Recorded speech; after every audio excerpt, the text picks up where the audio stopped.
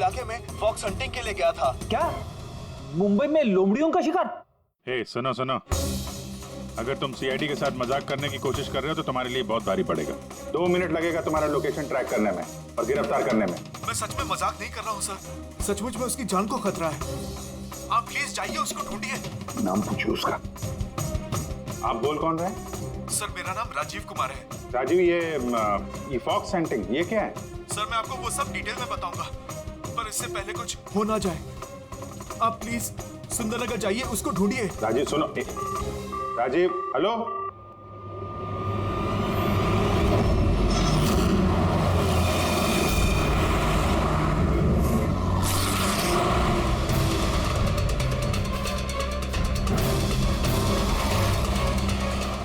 Sir एक minute, वो गाड़ी पीछे बिल्डिंग में है सर।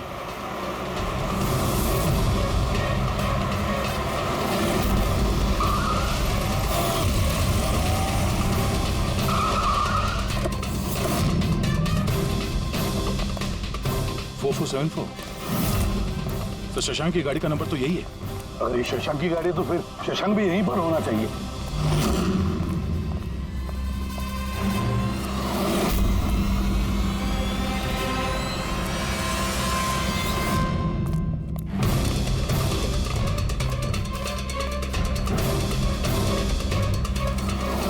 Oh my God.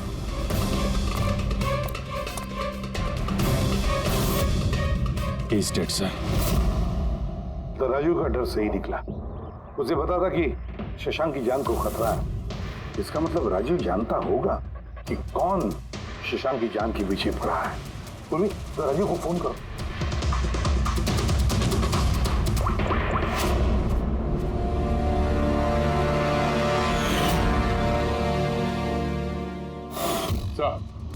हाँ। 2 गोलियों के शट, .38 कैलिबर। सर ये राजीव फोन नहीं उठा रहा है। सर कहीं इस राजीव की जान को भी खतरा तो नहीं है? सर एक बात समझ में नहीं आ रही सर, शहर के इस इलाके में कोई लोमड़ियों का शिकार करने क्यों आएगा? शिकारी खुद शिकार हो गया। मुझे तो यहाँ दूर दूर तक कोई भी लोमड़ी नजर नहीं आ रही है। रेडी पंकज, चुप रहो। ये फॉक्स हंटिंग सीक्रेट कोड है और इसका राज सिर्फ राजीव ही बता सकता है। राजीव के घर जाके पता लगाना पड़ेगा।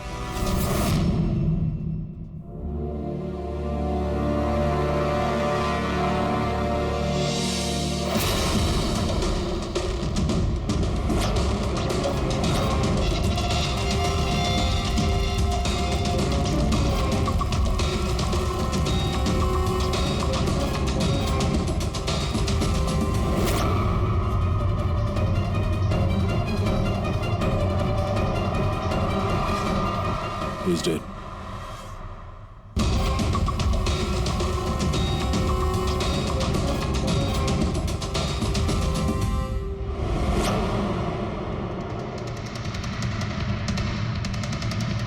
सर राजीव है सर, इसने अपने दोस्त की जान बचाने के लिए हमें फोन किया था और किसी ने इसी को मार दिया।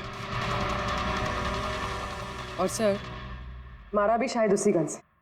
ये देखिए .380 की बुलेट शेल्स, ठीक वैसे ही जैसे शशांक की बॉडी के पास में। ये कोई आपसे दुश्मनी का केस लगता है।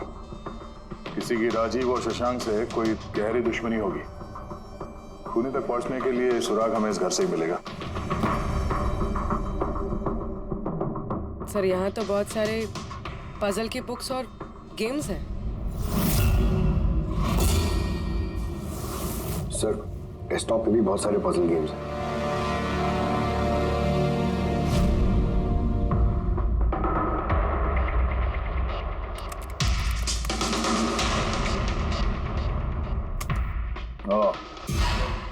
लगता है इस राजीव को पहेलियां सुलझाने का बहुत शौक था। ये देखो, उसके इस लैपटॉप पे ये पजल गेम का वेबसाइट खुला हुआ है। लेकिन सर इस पजल वाली वेबसाइट में है क्या? पूर्वी, लगता है ये वेबसाइट एक ग्रुप की तरह है। ये पजल प्रेमियों का ग्रुप। इस वेबसाइट पे जितने भी मेंबर्स हैं ये सब पहेलियों के शौकीन हैं। ये देखो, यहाँ पे ये पहेलियों के पिक्चर्स डाल रखे हैं और यहाँ पे ये अलग अलग तरह के पहेलियों के खेल के बारे में बात हो रही है। ये क्या?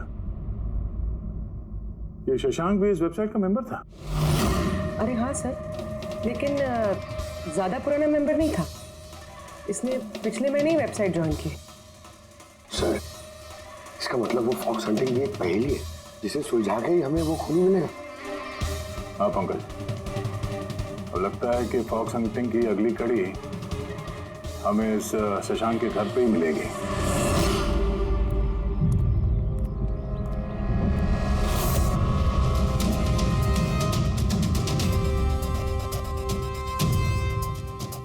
ताला लगा हुआ है दरवाजे पे। लगता है शशांक यहाँ अकेला ही रहता है। कमाल है, आज तो शशांक के यहाँ बहुत मेहमान आ रहे हैं। नमस्ते जी। कौन? विकास तुम हो क्या? मैं वो नहीं हूँ जो आप समझ रहे हैं। मैं इंस्पेक्टर दया, सीआईडी से। सीआईडी वाले दया? अरे तुम्हारा तो बहुत नाम सुना है, बहुत कहानियां सुनी है तुम्हारी। शाबाश, ऐसे ही देश का नाम रोशन करते रहो। Thank you. हम लोग यहाँ शशांक जी से मिलने आए थे। शशांक? हाँ। क्या हुआ शशांक? नहीं, कुछ हुआ नहीं उसे। कोई और भी आया था शशांक के घर पे? हाँ,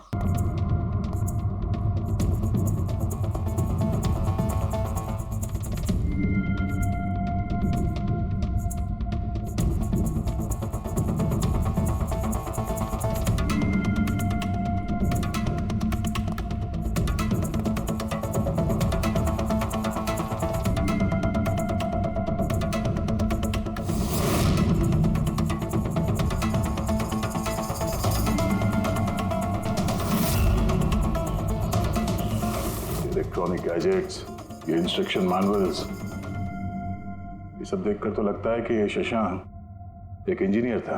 किसी खास तरह के गैजेट के आविष्कार की कोशिश में लगा था ये। हाँ सर, यहाँ पर तो इतने सारे सर्किट बोर्ड्स और ये शॉर्ट वेव रेडियो भी है। ये देखिए।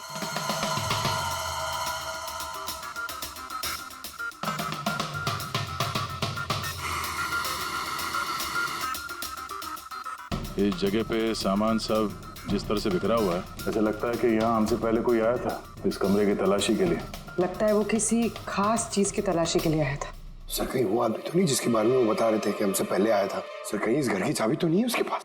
हो सकता है खूनी के पास शशांक के घर की चाबी हो सकती है, मुमकिन है। पर अहम सवाल ये है कि वो यहाँ ढूंढने क्या आया था, और जो चीज वो ढूंढने के लिए आया था वो उसे मिला है या नहीं। लेकिन सर, यहाँ पर तो इतना सारा सामान है, हमें पता कैसे चलेगा कि कोई सामान गायब हुआ भी है या नहीं? पूरी पहले तो हमें ये पता करना होगा कि राजीव और शशांक की दोस्ती कितनी गहरी थी, और ऐसे किस चीज में ये लोग फंसे थे जिसकी वजह से इनकी जान चली गई। सर, राजीव और शशांक की तो मौत हो चुकी, हमें कैसे पता चलेगा कि उनकी दोस्ती कितनी गहरी थी? पता चलेगा, पजल वाली वेबसाइट के बाकी के मेंबर से पता चलेगा। तो मतलब कभी तुम रोनी, आशीष और प्रकाश शशांक और राजीव के साथ वेबसाइट पर रेगुलरली बातें करते थे? जी एसएम सर। क्या तुम लोगों को किसी पे शक है कि उसने इन दोनों का खून किया? मालूम नहीं सर। अच्छा ये तो मालूम होगा, ये फॉक्स हंटिंग क्या है? सर आपको फॉक्स हंटिंग के बारे में कैसे पता? जाहिर सी बात है, ये लोमड़ी का शिकार तो हो नहीं सकता। असली बात क्या है ये बताओ। सर मतलब समझाना इतना आसान नहीं है, ये एक लंबी कहानी है। शुरू करो कहानी। सर कुछ 1 महीने पहले ही शशांक हमारी वेबसाइट का मेंबर बना था, पर उसे हमारी तरफ पहेलियों का शौक नहीं था। तो फिर? सर दरअसल उसे अलग अलग तरह के गैजेट्स का शौक था, और वो ये दावा करता था कि हमारे सामने एक ऐसी पहेली रखेगा जिसे हम कभी सुलझा नहीं पाएंगे।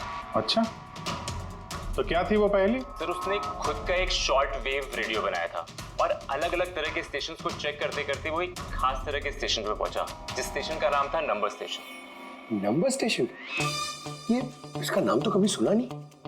अच्छा, इस पे नए गाने आते हैं कि पुराने गाने आते हैं? अजीब बात तो यही थी सर, उस स्टेशन पर कोई गाने आते ही नहीं थे, सिर्फ और सिर्फ नंबर आते थे सर। ये कैसा रेडियो स्टेशन है जहाँ पे सिर्फ नंबर्स आते हैं? सर नंबर भी हर वक्त नहीं आया करते थे, उनके आने का भी खास दिन और खास वक्त हुआ करता था। सर लगता है इन नंबर्स के बहाने कोई किसी को खास मैसेज दे रहा है, सीक्रेट मैसेज। शशांक ने उनके कई ब्रॉडकास्ट सीजन रिकॉर्ड किए थे, और हम लोगों से कहा था कि हम उन नंबरों के तोड़ निकालें ताकि पता चल सके क्या गुप्त संदेश भेजे जा रहे हैं। तो क्या तोड़ निकाला इन नंबर्स का? नहीं सर, उनका तो सर हम तोड़ नहीं निकाल पाए, मगर राजीव ने कुछ दिन पहले बताया था कि उसे इस वेबसाइट के नंबर्स का राज पता चल गया। तो क्या राज था उन नंबर्स का? सर वो तो राजीव ने कभी हमें बताया नहीं सर। हाँ, पर बाद में राजीव और शशांक इस बारे में अकेले में बात करने लगे थे सर। देखो, हम फॉक्स हंटिंग की बात कर रहे थे, वो बताओ। फॉक्स हंटिंग ट्रांसमीटर हंटिंग का ही दूसरा नाम है। Transmitter hunting? जब कोई एक खास तकनीक से रेडियो ट्रांसमीटर के लोकेशन को ट्रैक करने की कोशिश करता है तो उसे हमारी भाषा में फॉक्स हंटिंग बोलते हैं। मतलब शशांक जरूर इस नंबर स्टेशन की लोकेशन ढूंढने की कोशिश कर रहा होगा। और कोई तो था जो नहीं चाहता था कि शशांक वो रेडियो स्टेशन पहुंचे, इसलिए उसने उसे मार दिया। आशीष, इन नंबर्स की रिकॉर्डिंग चाहिए हमें, सारी की सारी। तो ये है हमारी सीआईडी टीम। ये इंस्पेक्टर अभिजीत, इंस्पेक्टर सर, देश के सबसे जाबाज ऑफिसर्स को कौन नहीं जानता है? ये लोकेश है, लिंग्विस्टिक्स और मैथमेटिक्स का एक्सपर्ट। भाषा और संख्याओं का इतना ज्ञान है इनके पास जो शायद ही और किसी के पास हो। तो लोकेश जी, क्या लगता है आपको, ये मोबाइल और इंटरनेट के जमाने में कोई नंबर स्टेशन का इस्तेमाल क्यों करेगा संदेश भेजने के लिए? अभिजीत, ये नंबर स्टेशन का इस्तेमाल बहुत पुराना है। इनफैक्ट सेकेंड वर्ल्ड वॉर में भी कई देश की सेनाएं ये तकनीक यूज करती थी अपने उन एजेंट्स तक पहुंचने के लिए जो दूसरे देशों में थे। हाँ, मानते हैं कि इस वक्त मोबाइल इंटरनेट का जमाना है, पर मोबाइल इंटरनेट से दिए गए मैसेजेस बहुत आसानी से ट्रेस हो सकते हैं। एग्जैक्टली, इसीलिए तो ये वही तरीका इस्तेमाल कर रहे हैं, सेकेंड वर्ल्ड वॉर वाला। अब लोकेश, पता ये लगाना है कि इन संख्याओं के पीछे असली मैसेज क्या है। Sure sir. वैसे ये मैसेजेस कौन सी रेडियो फ्रीक्वेंसी पर आए थे? 3.22 नैनोहर्ट्ज।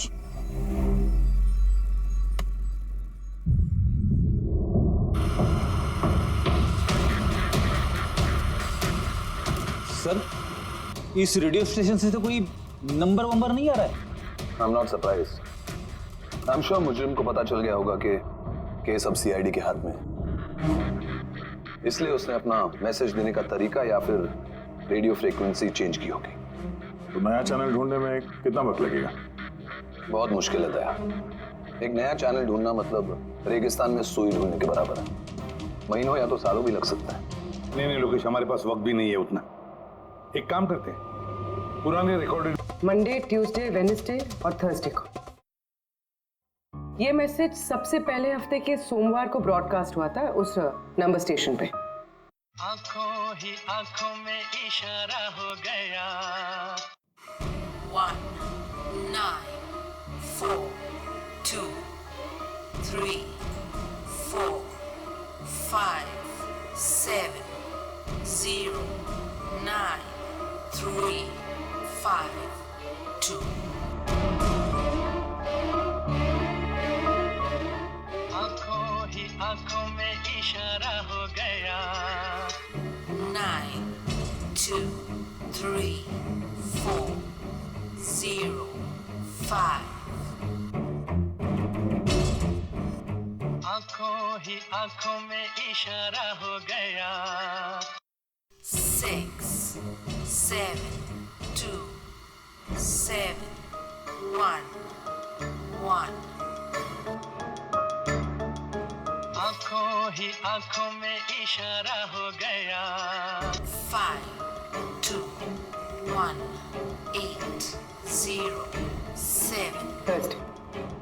नो प्लीज टेल मी, ये संदेश चारों दिन एक ही समय पर आए थे कि अलग अलग टाइम पर? नहीं, एक ही टाइम पे, रात 12 बजे। और फिर हर 2 घंटे बाद इन नंबर्स को रिपीट किया गया था। और इसके अगले हफ्ते के नंबर्स यही थे या दे वर डिफरेंट? नंबर्स तो अलग थे, लेकिन पैटर्न सेम था। मंडे को 13 नंबर्स, ट्यूसडे, वेडनेसडे और थर्सडे को 6 नंबर। इससे साफ जाहिर होता है कि जो मुजरिम है रोज अलग अलग मैसेज भेजते हैं, और ये जो मैसेज ये लोग भेजते हैं वो एक मैसेज 4 हिस्सों में कर भेजते हैं। लोकेश जी, 1 मिनट प्लीज, मुझे कुछ समझ में नहीं आया, आप फिर से समझाएंगे? मैं समझाता हूं, तेरा पेपर देना था।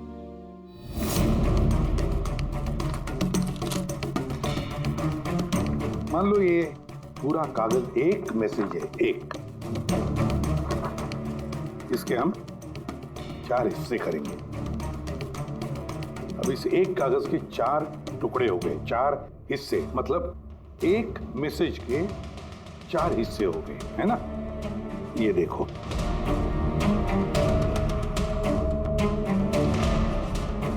ये रहा मंडे का, ये रहा ट्यूसडे, वेडनेसडे और ये थर्सडे। तब ये सोमवार, मंगलवार, बुधवार और गुरुवार, ये 4 हिस्से जब एक होते तो एक पूरा मैसेज उनको मिलता था, है ना लोकेशन? अभी नंबर्स को देखकर क्या लगता है तुम्हें, क्या मतलब है उसका? सर, ये नंबर्स के पीछे छुपा राज जानने के लिए मुझे वन टाइम पैड की जरूरत पड़ेगी। वन टाइम पैड ये क्या है? जैसा कि मैंने आपको बताया, ये टेक्निक वर्ल्ड वॉर 2 में यूज होती थी। उस वक्त हर एक देश अपने स्पाइस को एक वन टाइम पैड देता था, जिससे वो जो कोड्स हैं उनको डिसाइफर कर सके, जो सूचना है उसका मतलब निकाल सके। इसे कहते हैं वन टाइम पैड। तो राजीव और शशांक के हाथ भी ये वन टाइम पैड लग गया होगा, इसीलिए वो एक ऐसी पहेली तक पहुंच गए जो उनके लिए जानलेवा साबित हुई। ठीक है, इस राजीव और शशांक के घर जाके पता लगाना पड़ेगा इस वन टाइम पैड के बारे में।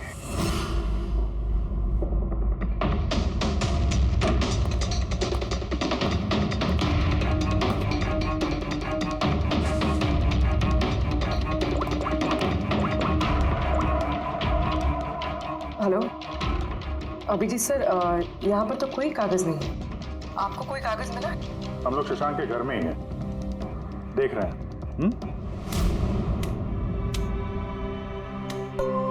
कौन शशांक? कौन है यहाँ? आप आइए, पहचाना? इंस्पेक्टर दया। अच्छा, सीआईडी वाले दया। आप यहाँ कुछ काम थे यहाँ? हाँ, वो शशांक मेरी इलेक्ट्रिक केतली लेकर आया था कुछ दिनों के लिए, वही लेने के लिए आया था। पंकज, सर देखो वहां पे कोई इलेक्ट्रिक केटल है क्या? सर, ये इलेक्ट्रिक केटल तो शशांक की है, इंटरनेट से मंगाई उसने, ये बिल है साथ में। नहीं, ये इलेक्ट्रिक केतली मेरी ही है। लगता है आपको कोई गलतफहमी हो रही है, ये केटल तो शशांक नहीं खरीदा था। नहीं दया, मुझे कोई गलतफहमी नहीं हो रही है। तुम्हारा ये ऑफिसर या तो झूठ बोल रहा है और या मेरी तरह अंधा हो चुका है। अरे बदतमीजी क्यों कर रहे हैं? मुझे दिखाई देता है और मैं झूठ नहीं बोलता हूँ। यहाँ पे बिल्स हैं, ये इलेक्ट्रिक केटल, इलेक्ट्रिक कंपोनेंट्स, ये सर्किट बोर्ड और ये किताबों का बिल। क्या कहा? शशांक ने किताबें खरीदी? एक और झूठ। अरे नो झूठ, ये मेरे हाथ में बिल्स हैं। शशांक किताबें खरीद ही नहीं सकता। एक मिनट, आप ये ऐसा क्यों कह रहे हैं? क्योंकि उसे डिसलेक्सिया है। डिसलेक्सिया? हाँ, डिसलेक्सिया। इस बीमारी से पीड़ित लोगों को पढ़ना ही अच्छा नहीं लगता। किताबें खरीदना तो बहुत दूर की बात है। पंकज, वो किताबें कहाँ हैं? सर, किताबें तो नहीं है, ये खाली डब्बा है। ओह, इसका मतलब है खूनी यहाँ किताबें ढूंढने आया था। तो वो किताबें ही वन टाइम पैड है जिसकी हमें तलाश है। ये कितनी किताबें?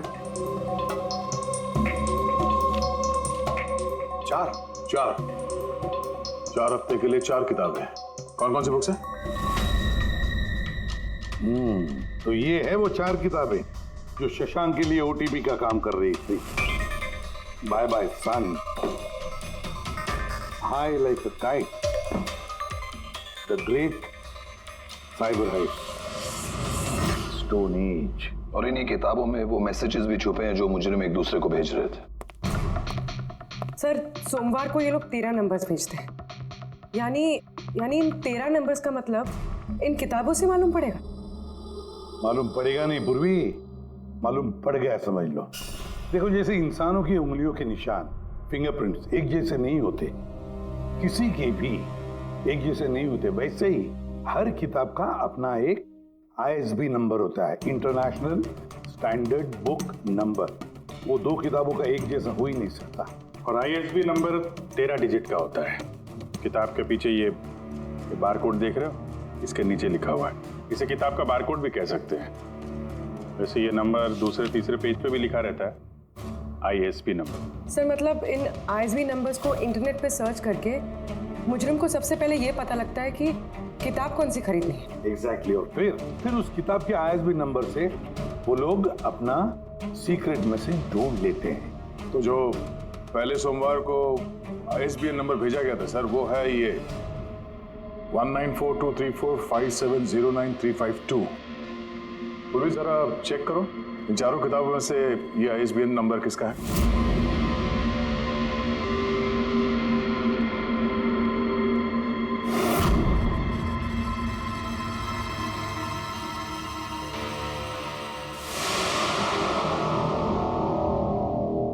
सर ये ISB नंबर बाय सन से मैच होता है। अरे वाह सर, ये तो बहुत आसान है, इसे तो कोई भी समझ सकता है। एग्जैक्टली। इसी तरह हफ्ते के बाकी 3 नंबर भी डिकोड किए जा सकते हैं।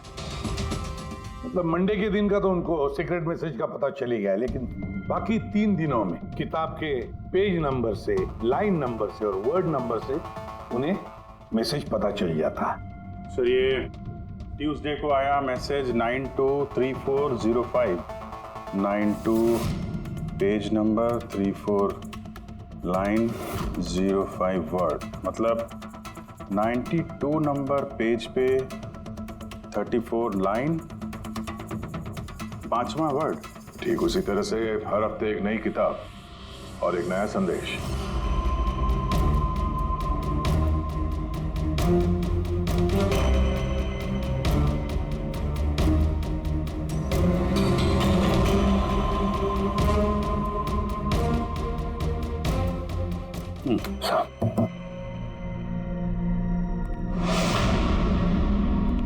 पूर्वी, सर पहले हफ्ते का क्या मैसेज है? सर इस बाय सन किताब से जो पहले हफ्ते का मैसेज है वो है kidnap money bags junior. Kidnap money bag. Sir दूसरे हफ्ते आया था, ये किताब का नाम है द ग्रेट साइबर हाइस्ट। इसका मंगलवार को आया था सर रैंसमवेयर, और वेडनेसडे को अटैक, और थर्सडे को आखिरी मैसेज आया था ट्रिंग ट्रिंग ट्रिंग ट्रिंग। और तीसरे हफ्ते की किताब है sir high like a kite. High like a kite. और इसका संदेश है कंसाइनमेंट। कंसाइनमेंट जी सर। बीच बीच साउथ साउथ बीच। सर ये जो चौथी किताब है, इस हफ्ते की किताब द स्टोन एज, इसका मैसेज जो है ट्यूसडे के लिए black forest. Black forest. Wednesday का है गोज। बस इतना ही है सर, इट्स इनकम्प्लीट। आज गुरुवार है सर, ये अधूरा संदेश आज रात पूरा किया जाएगा। हाँ अभिजीत, अब तक जितना भी मैसेज आया हमारे पास अच्छी तरह से स्टडी करके देखना पड़ेगा ये क्या खिचड़ी पक रही है। सर ये पहला message kidnap money bag junior, ऐसा लगता है ये मैसेज अजिंक्य जी के लिए। अजिंक्य के लिए ही है दया, क्योंकि अजिंक्य सबसे बड़ा फाइनेंसर है फिल्मों का, और उसका निकनेम भी मनी बैग है। किडनैप मनी बैग जूनियर, शायद कोई अजिंक्य के बेटे को किडनैप करना चाहता है। जूनियर? हाँ हो सकता है, बिल्कुल हो सकता है अभिजीत। फिर अगला मैसेज है रैंसमवेयर अटैक ट्रिंग ट्रिंग। यार ये ट्रिंग ट्रिंग तो हमारी देश की सबसे बड़ी टेलीकॉम कंपनी है, कहीं ऐसा तो नहीं ये गैंग इस कंपनी पर रैंसमवेयर अटैक करने वाली है? सर ये रैंसमवेयर अटैक मतलब? अरे यार कोई ट्रिंग ट्रिंग कंपनी के डेटा और सर्वर को हैक करना चाहता है, और हैक करने के बाद फ्री करवाने के लिए वो लोग ट्रिंग ट्रिंग कंपनी से रैंसम लेंगे। ओ, तो इसे कहते हैं रैंसमवेयर अटैक।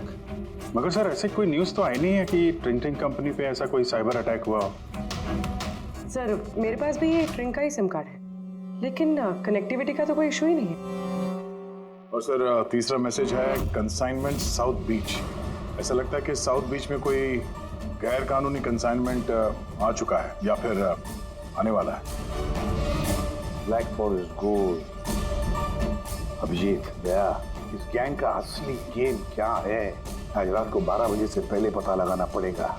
और रात के 12 बजे जो नंबर ब्रॉडकास्ट होने वाला है उसे ब्रॉडकास्ट होने नहीं देना चाहिए। क्या काम करो, इस अजिंक्य के घर जाओ और पता लगाओ उसका बच्चा ठीक है क्या। अभिजीत, ट्रिंग कंपनी में जाकर उन्हें अलर्ट करो, कहो कि उन पर शायद साइबर अटैक होने वाला है, रैंसम अटैक। और पंकज, साउथ बीच जाओ और देखो कोई कंसाइनमेंट आया है क्या, या फिर कोई कंसाइनमेंट आने वाला है क्या, पूरा पता लगाओ। सर मैं कहाँ जाऊँ सर? हम कहीं नहीं जाएंगे, हम तीनों यहीं पर रुकेंगे ये पता लगाने के लिए कि इस गैंग को कैसे पता चला कि शशांक और राजीव ने उनके सारे मैसेजेस डिकोड कैसे किए।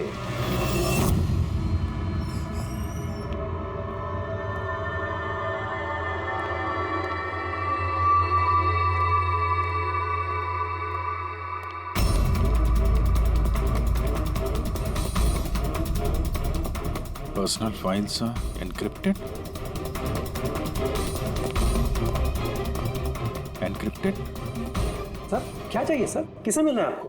फिलहाल सबसे सीनियर कौन है इस ऑफिस में? सर सभी सीनियर्स यहीं पे है, सीईओ और कंपनी के मालिक भी यहीं पे है, बट अभी वो लोग एक अर्जेंट मीटिंग में बिजी है। कहाँ चल रही मीटिंग? देखिए अभी आप उनसे नहीं मिल सकते। कहाँ चल रही है मीटिंग? सर वो वहाँ पे कॉन्फ्रेंस रूम में। किसी को कानो कान खबर नहीं होनी चाहिए इस अटैक की। मीडिया वालों को तो बिल्कुल नहीं तो मार्केट में हमारा नाम खराब हो जाएगा। ये बात बाहर नहीं जानी चाहिए, समझे? Thank you. जिसका डर था वही हुआ। गैंग कामयाब हो गया इस अटैक में। हेलो दया, अब देखते हैं शशांक के बाद और कौन कौन से लोग इस वेबसाइट के मेंबर बने हैं। जो इनमें से कोई एक है जिसने शशांक के बारे में अपनी गैंग को पूरी इंफॉर्मेशन दी है। सर शशांक के साथ 2 लोग जुड़े इस वेबसाइट से, कवि और रोनी। कवि और रोनी, इनकी डिटेल है क्या? देखो सर ये कवि थाने में रहता है और इसकी किताबों की एक दुकान है। कवि की किताबों की दुकान है तो फिर उसके लिए ISB नंबर, मेरा मतलब है इंटरनेशनल स्टैंडर्ड बुक नंबर का इंतजाम करना तो बाया आपका खेल है। और ये रोनी वो क्या करता है?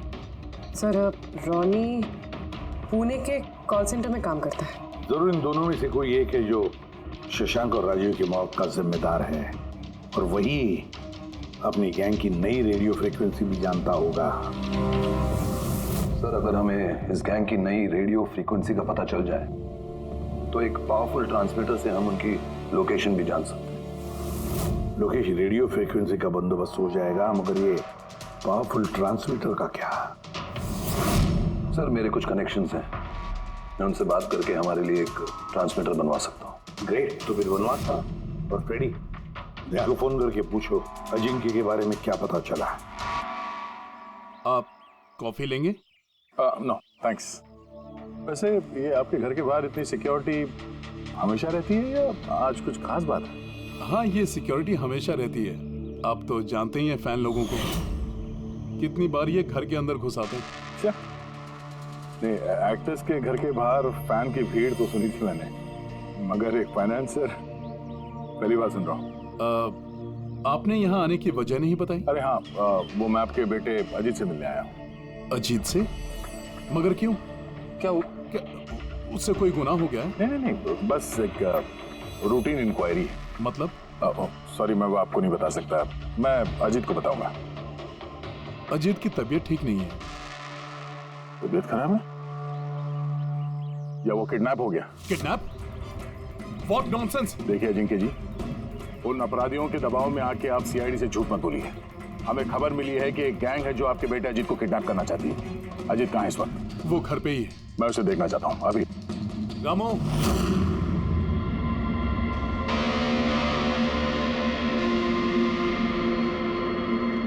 अब तो तसल्ली हो गई। मैंने आपसे कहा था ना मेरा बेटा घर पर ही है, उसकी तबीयत ठीक नहीं है। जाओ बेटा, कमरे में जाके आराम करो। एक मिनट,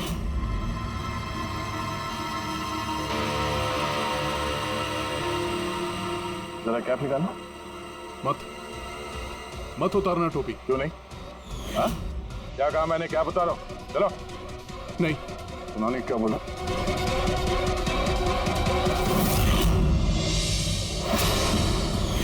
तो तुम्हारे कान को क्या हुआ? हाँ? क्या हुआ क्या ये? आपको इसकी जो किडनैपिंग की खबर मिली है वो बिल्कुल सच है, मगर अफसोस बहुत देर के बाद मिली। इसका किडनैप तो 3 हफ्ते पहले ही हो चुका था। 100 करोड़ रुपए देने पड़े मुझे उस किडनैपर को मेरे बेटे की जान बचाने के लिए। और उन लोगों ने चोट पहुंचाई इसे?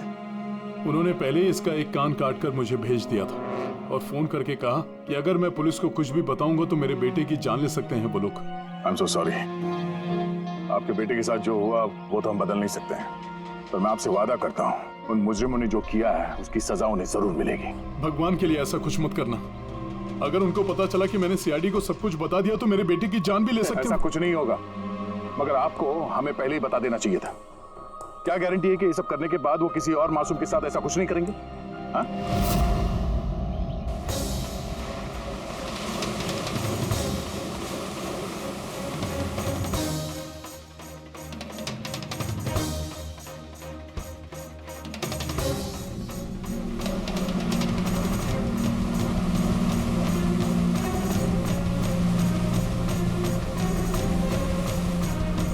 अगर वो कंसाइनमेंट आ चुका है और डीलिंग हो चुकी, फिर तो कोई सुराग मिलना चाहिए यहाँ पर।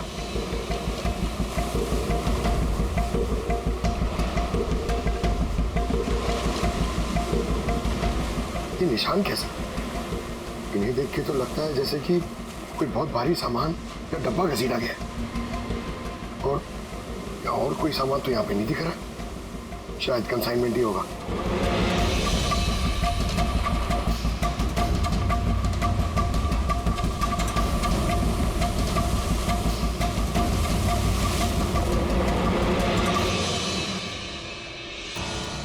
आपके पास तो काफी अच्छा कलेक्शन है किताबों का मिस्टर कवि। आप लोग यहाँ मुझे बुला लिया होता मैं ब्यूर आ जाता। हम लोग वीडियो चैट भी कर सकते थे फिर से। लगता है आपको हमारे यहाँ पर आना पसंद नहीं आया। जी नहीं, ऐसी बात नहीं है। क्या लेंगे आप लोग, चाय या ठंडा? चाय ठंडा तो बाद में ले लेंगे, फिलहाल तो हम लोग किताबें लेने आए हैं। मिलेगी? हाँ हाँ, क्यों नहीं। बोलिए कौन सी किताब चाहिए आपको? हमें 4 किताबें चाहिए। Bye bye son, the great cyber heist, high like a kite और स्टोन एज। क्या हुआ? किताबों का नाम सुन के नानी याद आ गई? अरे कोई अपनी दुकान से इस तरह भागता है भला?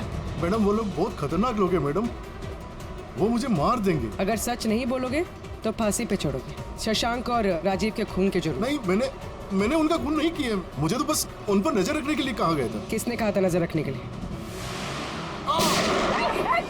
कवि! कवि! हाँ, कवि! 6.21 नैनोहर्ट्ज। क्या? लेकिन कवि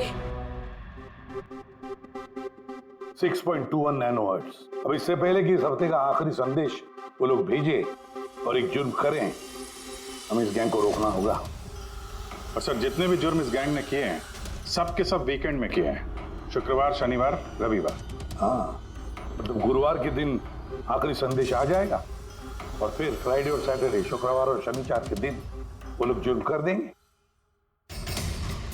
और सर, जुर्म सिर्फ एक तरीके का नहीं है, अलग अलग तरह का। ये kidnapping, cyber extortion. Sir forensic lab से आ रहा हूँ। डॉक्टर सालुंके को रेत से कोकेन की ट्रेसेस मिले सर। माय गॉड, बीच में ड्रग स्मगलिंग चल रही है। न जाने किन किन गुनाहों से जुड़ी हुई है ये गैंग। देश की सुरक्षा को ध्यान में रखते हुए हमें इस गैंग को जल्द से जल्द खत्म करना ही होगा। Sir, transmitter 6.21 nanohertz, right? 6.21 nanohertz, तो हम इस गैंग के रेडियो फ्रीक्वेंसी तक पहुंच सकते हैं। अब आएगा मजा, अब हम फॉक्स हंटिंग करेंगे।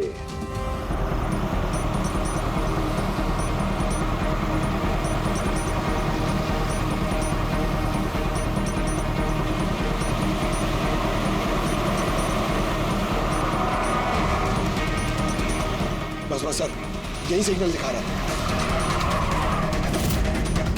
सर। बस ये रेड डॉट मिल जाए।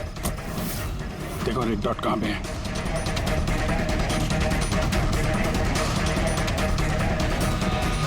सर 12 बज रहे हैं। ये ब्रॉडकास्ट किसी भी वक्त हो सकता है। मैसेज मिस नहीं होना चाहिए। हाँ, किधर है सर? एक मिनट सर।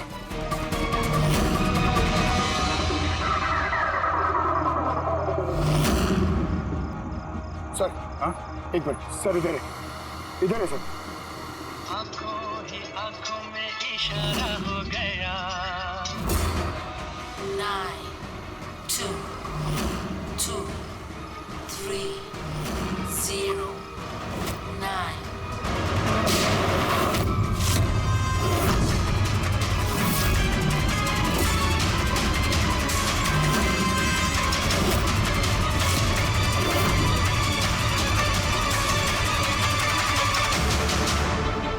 Oh no, इसने तो अपने आप को गोली मार ली है। आई गैंग का लोगो। इस गैंग से तो हमारा सामना पहले भी हो चुका है। कौन है तुम्हारा बॉस और कौन कौन लोग शामिल है तुम्हारे धंधे में? इसका जवाब आप मेरे मुंह से कभी सुन नहीं पाओगे एसीपी साहब। इस गैंग में काम करने वाले अपने बॉस का नाम बताने के बजाय आत्महत्या करना ज्यादा पसंद करते हैं। ये तो गया, लेकिन अगला जुर्म होने से रोकना होगा। वो क्या नंबर है उसका देखो। मैसेज का क्या मतलब है? 92 number page 2309, 23 number line. Kaboom. Kaboom? Kaboom क्या होता है सर? कबूम मतलब धमाका। धमाका मतलब कि कोई बम ब्लास्ट होने वाला है? पहले जो शब्द मिले थे हमें मैसेज से वो थे the stone age, black forest, ghost, और अब कबूम, ब्लैक फॉरेस्ट में धमाका। इसके पहले कि और मासूम लोगों की जाने जाएं, पता लगाना होगा ये धमाका कब और कहां